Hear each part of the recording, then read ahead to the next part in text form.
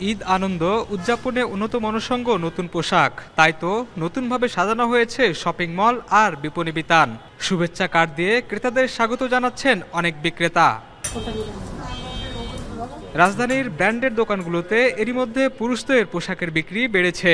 ছেলেদের পছন্দের পোশাকের মধ্যে রয়েছে Punjabi, formal casual, shirt pant, jeans ও পোলো টি শার্ট।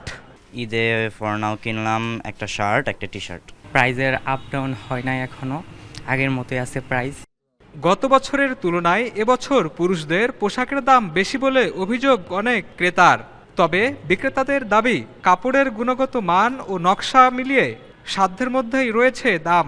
যেহেতু গরম আসতেছে, তো আমরা এই সুতি কাপড়গুলোই দেখতেছি, আর প্রাইস গতবারের থেকে একটু বেশি মনে হচ্ছে। প্রতি বছরের তুলনায় এবার প্রোডাক্টের কোয়ালিটি অনুযায়ী প্রাইস অনেক রিজনেবল আছে। বিক্রেতারা বলছেন, গরমের কথা চিন্তা করে হালকা নকশার সুতি কাপড় তুলেছেন তারা।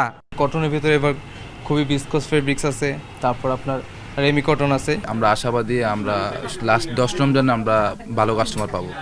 সামনের দিনগুলোতে আরও ভালো বেচাবিক্রির প্রত্যাশা বিক্রেতাদের। শাহিনুল ইসলাম সাগর, এখন, ঢাকা।